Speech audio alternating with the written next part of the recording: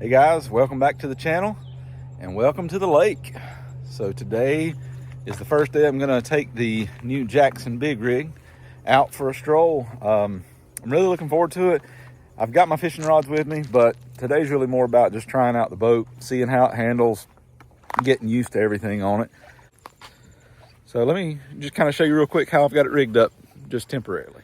All right, there she is. So again, very temporary setup. I just put minimal stuff on it. I've got the factory Jackson rod holders here. I do have 2 rods on each side. I put a Yak Attack Omega rod holder there on that piece of track. I like to have a forward facing rod holder for when I catch a fish or when I'm changing a lure. I like to kind of stage my rod there. Just slid my hog trough up under the seat for now. And I literally just threw my tackle bag back there. I didn't even, worry about a crate or anything like that today. Trying this out, I don't know how it's going to work, but the pieces here that are designed for a fly rod, I've actually got my paddle broken down and the ends strapped on either side there. So we'll see how that works. I know I'll have to have 1/2 of that to kind of push off of the bank. So I'll see if I can get back there to it and all. So a lot of things to try out. So let's get it out on the water and see how it does. All right, so initial thoughts. You can see how far I am from the boat ramp. I did have to slide the seat way forward, like I couldn't even reach the pedals. Let me show you where I've got. So I have slid the seat all the way up. I've only got about, another inch of adjustment there on the seat slider. Now I am in the high position, so that puts me back, another 5 inches. But I am 6'1" and have a 34-inch almost inseam. And you can see that with the seat up that far in the high position, this leg is fully extended for when that pedal's in the front position. So I'll probably actually go ahead and adjust it all the way to the front. The boat is just as I expected, very stable.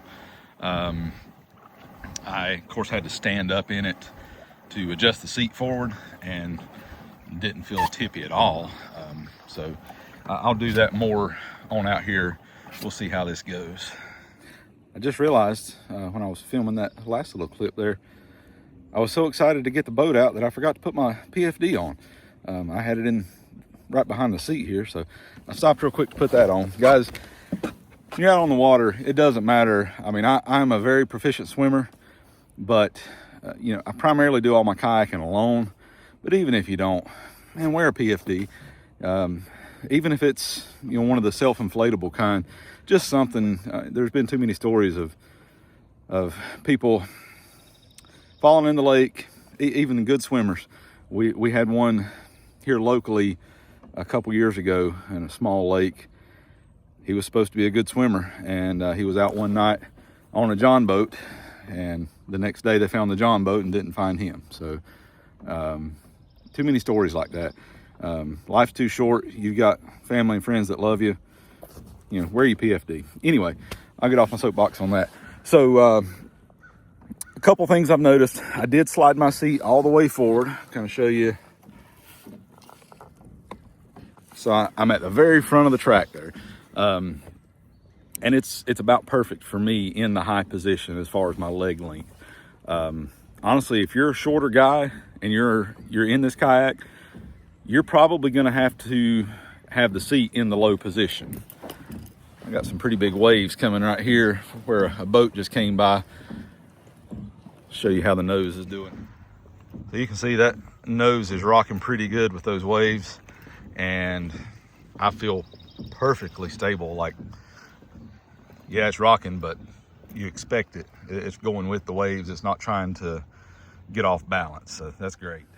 But anyway, yeah, if you're a shorter guy, you're probably going to have the seat in the low position. I just don't see, if you're under 6 foot and under probably a 32-inch inseam, you're probably going to have the seat in the low position to get you far enough forward to pedal it comfortably anyway. But yeah, so far I'm impressed. I've heard people talk about the steering. So, the Jackson steering is different than most other brands. They've got the labels on here, but these fiberglass rods go all the way back to the rudder. On the right side, you push it forward to go right, pull it backward to go left. On the left side, it's just the opposite. It's not labeled, but you push it forward to go left, pull it back to go right. That is actually going to be pretty intuitive for me, because on the Wilderness Systems Recon that I had, when I had rigged up the foot steering to the trolling motor, it was the exact same way. If I wanted to go left, I pushed the left forward. If I wanted to go right, I pushed the right forward. So that shouldn't be a learning curve at all. I do notice that the buckles here on the side of the seat, right here, these little plastic ones, when I'm pedaling hard, I do notice they're trying to slip a little bit, and I've heard some guys complain about them and maybe even the buckles breaking. So I will definitely be getting some good quality metal adjuster clips for that. But otherwise, so far, so good. I'm gonna pedal around a little bit more here and get one of my rods out and see if I can catch a fish while I'm out here. All right, so I just pedaled across the main lake here. It's not a huge lake. It's probably, I don't know, that may be 400 yards across there, if that. Made it pretty good. I mean, the water has a pretty good chop on it today. There's a good breeze blowing. You can probably hear it. I don't have fancy microphones and stuff, but and there's several boats out here too. A lot of bass boats. So, but it handled the chop just fine. There got just one time that it sprayed up over the bow, but it drained just like it should. So my legs did fine. I mean, if I stayed at that pace very long, I would know it, but it's going to be good for me. It'll get me in shape. So threw a few times around secondary point over there, nothing. Came across the lake. There's a riprap bank up just a couple hundred yards up through here that I'm going to try. But anyway, stick around. All right, y'all, this is exactly why I wanted a pedal drive. So behind me, right back there, is the dam. There's a wind blowing up the lake. It's kind of actually directly to my back right now, and we're facing that bank. So the wind has been trying to push me into that bank there, and drifting up the lake. So I'm letting the current push me up the lake so I can fish the bank as I go, but it's trying to push me closer to it. And you know, normally in my previous kayaks, it would be a constant battle with the paddle, but now all I have to do is just pedal backward, and I can maintain whatever distance I want from the bank, even, you know, against the current. This is so awesome. All right, guys, so this is my second day out on the big rig. First day wasn't great. I got just a few bites, didn't catch anything, which the point wasn't to necessarily catch fish. It was just to get out, try the boat out, which I did. It was, like I said, really breezy, a lot of boat traffic, great stability. I'm really pleased with the speed of the pedal drive. I am pedaling back across the lake, the spot you saw just earlier in the video. I'm pedaling probably faster than I normally would, just because I'm out on the main lake here, and I'm not wearing out. I can feel a little burn in my legs, but it's not bad. A couple things I noticed yesterday. As I mentioned, the seat, the little plastic clips wanting to slip. I ended up, see if you can see this, I ended up just tying the slack. So I took the tag end of that line and just tied it to the seat frame when I got it in a position that I liked. It has not slipped anymore, and I think that's going to work just fine. May eventually get some metal clips, but for now I think that's going to do what I need it to do. If you've watched any reviews on the big rig, really the only negative that I will say that I've seen so far in my, I don't know, now 6 hours out on it, is the turning radius. It does not turn well. But I didn't find it to be that big of a deal, because maneuvering around docks and stuff, it wasn't a big deal. I could pedal forward and backward, and just if I needed to turn really sharp to get away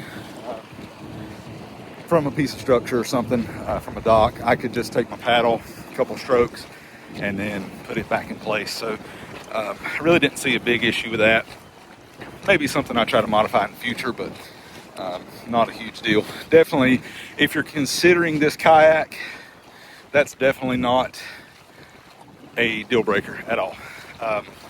It's a big boat. You don't expect it to turn very sharp. But anyway, main reason it wasn't a great day. So the trailer that I trailered my Recon 120 on is what I had this on. And I've got another one that I'm going to modify specifically for this, but it's just a flat trailer that I put a couple pieces of 2-inch PVC down the middle, the correct distance apart for the arches in the hull of the Recon. Well, those and the pontoons of the Recon set flat on that trailer. The arches in the hull of this boat are wider apart, and they're taller, and the gunnels, or excuse me, the pontoons are up higher than what the keel of this boat is. So it kind of sits and teeters. Anyway, it was my fault. Totally dumb move. I'm used to, when I load here at the campground, being able to get it up on the trailer and pull it back up to my campsite before I worry about, strapping anything down. I did that yesterday, and halfway to my campsite, the kayak slid off the back of the trailer. Didn't damage anything as far as making it unusable, by no means. It did scar up a few places in the hull. Heartbreaking, but not a huge deal. No more than it will get scarred up hitting trees and rocks and things like that, but it's heartbreaking to do it the first day. But hey, my stupidity, lessons learned. Anyway, another reason it wasn't a great day, I lost a rod in the water. I got used to, in the Recon, being able to lay my seat, or lay a fishing rod kind of on my seat frame, and just the way this boat's designed, and I didn't have my paddle clipped over here on the side, different things. Anyway, I bumped it, knocked it in the water. It's about a $250 rod and reel setup. Not a super expensive one, but one of the more expensive ones that I own. So I spent about 30 minutes trying to fish it out with a weight and a treble hook with no luck. So today I came out, no fishing rods, but I've got goggles and I've got a flashlight. I know where the rod is. It's just right up here in this cove in about 10 foot of water. So yeah, so I'm gonna go diving. I'm gonna tie the kayak up to the bank and go diving here for a few minutes and see if I can find that. Anyway, though, I just wanted to kind of follow up from yesterday. I learned a little bit more about the kayak. Obviously, I've got a lot more to learn. Have no idea yet how I'm gonna rig it as far as any kind of rod holders or graph or anything like that. That'll come in future videos. But so far, I am very impressed with the boat, as long as I just tie it down to the trailer. But let's go see if I can find a fishing rod. Well, guys, sad news. Was not able to find the fishing rod. I know within a 15-foot area where it is, in about 10 foot of water,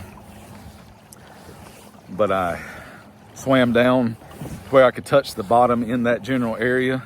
Once my hand hit the bottom, I had to go down a little bit further, so I was within I don't know, 12 to 18 inches of my hand before I could see it, even with the flashlight. Flashlight was of no use. So all you guys that dive, I'm not a diver, but if any of you out there dive, much respect to you. And that gave me a new appreciation of how fish can see underwater. If they can pick up a green pumpkin worm in these water conditions. And this is not murky water at all. It's just got a light stain to it. But anyway, I'm gonna wrap this video up here. Again, super pleased with the boat. I'm really looking forward to getting it out. a lot more this year. I'm getting ready to head out of town next week, going on a cruise. So it'll be probably about 3 weeks before I can get it out again. And then I'm gonna try to get it out at least once a week this summer. But anyway, guys, if you like this video, I know it's a little bit long. It's a lot of talking. I'll try to get maybe an external mic and at least a camera mount so that it's not just me holding the phone. But in some videos to come, we'll kind of go through some rigging and may even try to do a fishing video or something. Let me know what you guys think as far as what content you'd like to see. If you have any questions about the Jackson Big Rig, I've also owned the Jackson Big Tuna, any wilderness systems. I've got quite a bit of experience with some of their boats, or just kayaks in general. I've been doing this for about 15, 16 years now. I've had a lot of different kayaks over the years. So hopefully I can bring some value to you guys. If you have any questions, just let me know. But anyway, I'm gonna wrap this up, head back to the camper and get on some dry clothes. Y'all take care, God bless. See you on the next video.